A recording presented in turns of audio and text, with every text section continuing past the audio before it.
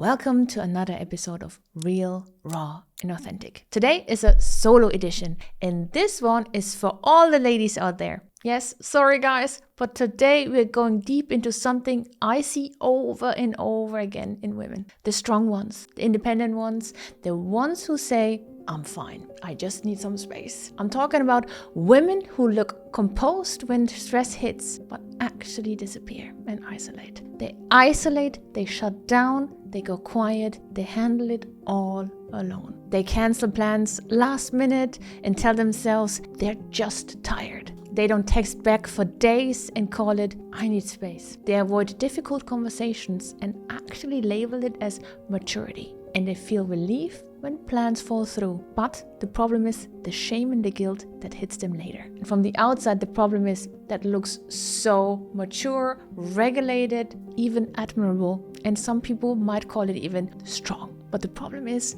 inside, it doesn't feel so powerful. It feels so heavy. Yes, it feels lonely. It feels numbing. And trust me, I know this very well. Because I've been there myself once, but I healed it. And now in this episode, I help you and teach it. So today and in this episode, we are not just having a surface level conversation and a surface level talk. We are actually talking about what's happening underneath in your nervous system, in early attachment experiences, in survival responses your body unfortunately learned a long time ago, and it's still playing out until today. Because this pattern that you're experiencing is not random, it's adaptive. Self-isolation under stress is not independence. It's actually, and hear me out, a freeze adaptation. And once you understand why your body does this, everything will start to make more sense to you. Honestly, the woman who self-isolates in response to stress was actually once a child who learned very early that her emotions were inconvenient. She grew up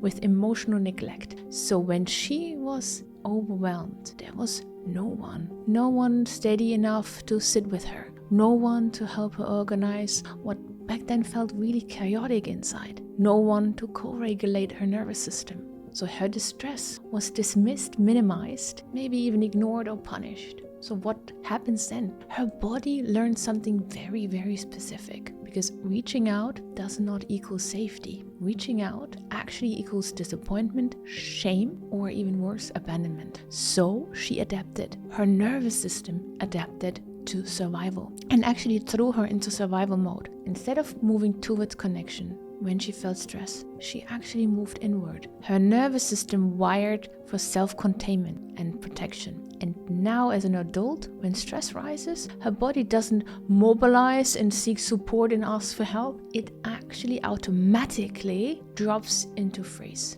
So she shuts down, she numbs, she goes quiet, and yes, maybe you can relate, self-isolates. The problem is, from the outside, she can look so calm, composed, independent, but inside, her system is overwhelmed and immobilized at the same time. The thing is, freeze is not laziness, and quite quickly and frankly, we label it ourselves like that. It's actually a dorsal vagal survival response your nervous system once learned because it had to. Growing up, when you go through difficult moments, your nervous system doesn't have the luxury of a choice. It adapts to whatever environment it has to live and survive in. The thing is, when fight or flight were not available, shutdown becomes then the protector. That's freeze. So your heart rate lowers, digestion shifts, blood moves away from hands and feet. Her body converts energy and everything slows down. Maybe you can relate, having cold hands and cold feet all the time. I had this for my whole life and always thought this is normal. It's not. This is one of the signs that your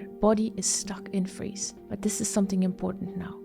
Freeze does not feel dramatic at the same time. It feels very flat, foggy, heavy. And it feels like not wanting to move. It feels like postponing life, procrastinating everything. So she lies motionless for hours and does not understand why it feels so heavy, why she feels exhausted, foggy, or disconnected. She might have these unexplained stomach cramps, aches, chronic fatigue. Her hands and feet might feel cold, or that strange sense of that you're living life behind glass, while everyone else seems to be belonging somewhere else. And here's the absolute painful truth and the paradox. And this is where it actually gets deeper.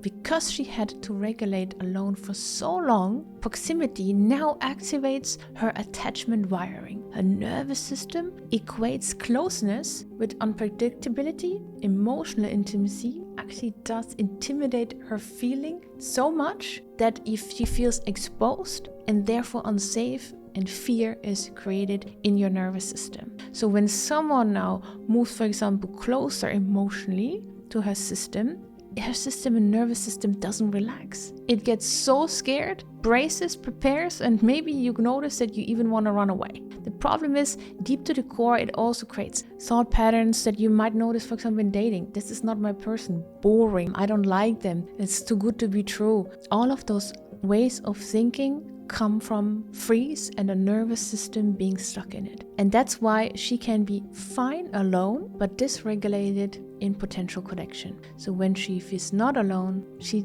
actually does still feel alone. So she looks busy, again, she can function, but internally she can feel empty, cut off from her own needs, cut off from herself. And this is something we can live decades in for. Not even knowing anymore who we are, what we want, and what we need. And deep to the core, she actually doesn't even know who she is anymore. She has no idea what her needs are. And if someone would ask her, what do you need? Frankly, the thought pattern that would occur would be, I don't know. Because you never had the luxurious moment of actually deep diving into your own nervous system and your own needs. This is not a personality trait, even though it feels like exactly who you are. And maybe you will even label it as such. I am like this, I like being alone. Or you even say like, I am lonely, disconnected, but I don't know how to connect. The thing is, this is a trauma pattern, not who you are. A nervous system baseline shaped by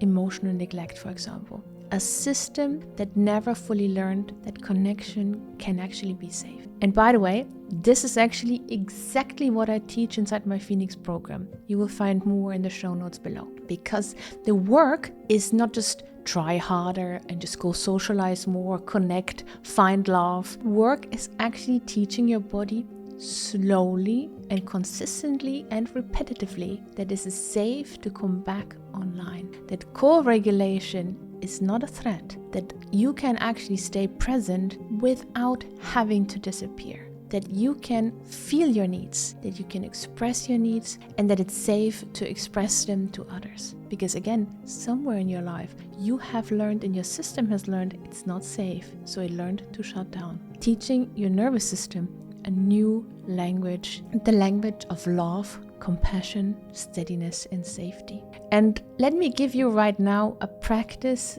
that you can follow along with, that hopefully helps you if you practice this consistently out of freeze mode. But only do this if you're in a safe place, you're not driving, and if you're feeling ready for this. If you're driving, if you're distracted, or you don't feel it's the right time now, save this for later and come back to this practice. Remember, freeze is a shutdown state. So we do not start forcing calm into our system. We start by gently bringing energy back into our system, becoming more present in the moment instead of becoming time travelers into the past, or we're thinking what happens, or going into catastrophizing or worst case future scenarios. It's about reconnecting with your body and practicing bringing in safety into your nervous system and allowing it to slowly and gradually expand and build up capacity that you can handle your feelings and your emotions. So try this practice with me. Sit upright and place both feet flat on the floor. If you like, you can take off your shoes so that you can really feel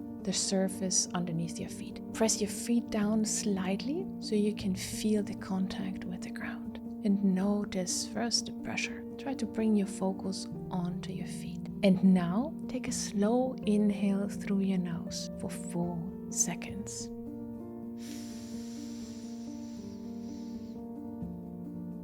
And exhale through your mouth for 6. You can add also a sigh while breathing out. Again, inhale for 4 seconds through your nose. And exhale with a sigh, 6 seconds.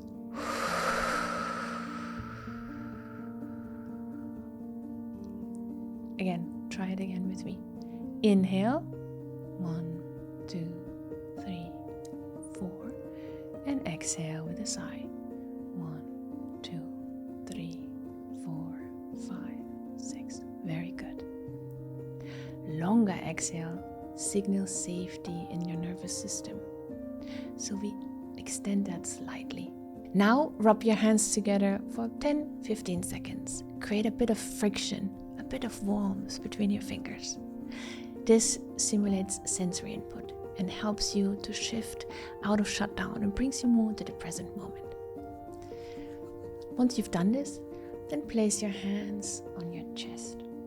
One on the lower belly and the other one on your heart. And then take a slow inhale, again like we did before. 4 seconds into your nose and 6 seconds out. But as you inhale, you try to expand your belly, your lower belly, like a balloon. And when you breathe out, you let the air out like you're deflating the balloon. It looks like this.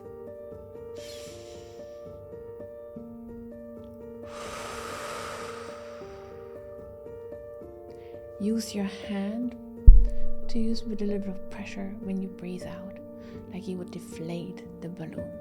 Let's do this a few times together. Inhale through your nose and exhale through your mouth.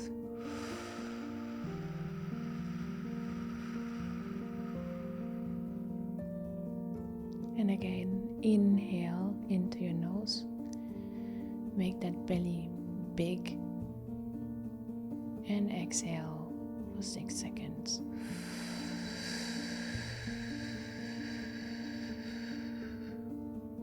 One last time. Inhale for 4 seconds.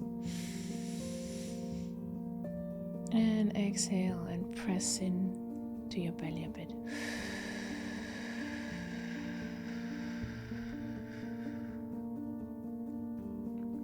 Again, focus on your feet for a moment. Maybe you want to wiggle your toes. Put the focus on feeling the surface beneath you. Now, slowly look around the room and name, either out loud or in your mind, 5 things you can see. Move your eyes deliberately, because freeze actually narrows your perception. So we want to widen it again. Just notice colors, shapes, lights, but be gentle. And then gently roll your shoulders back. Just small movements. Nothing intense, nothing dramatic. It's about signaling your body, hey, we're here. We are safe. We're not alone. We're not in the past, we're in the present moment. Come back to me. And as you roll for a little while, just focus again onto your body. Now pause for a moment. You may have felt resistance. You may have felt nothing. Maybe some emotions came up. But remember, all of this is just data. This is a reconnecting within yourself. So whatever came up, allow it just to be. Everything is okay. See it as one step at a time, out of freeze mode, into starting to live life. And keep in mind, coming out of freeze mode is not about intensity and making it happen right away.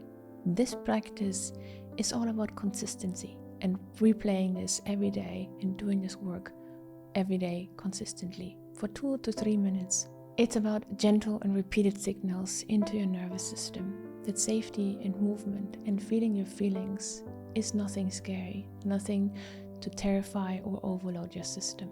Your nervous system may have learned shutdown once, but it can actually learn regulation too.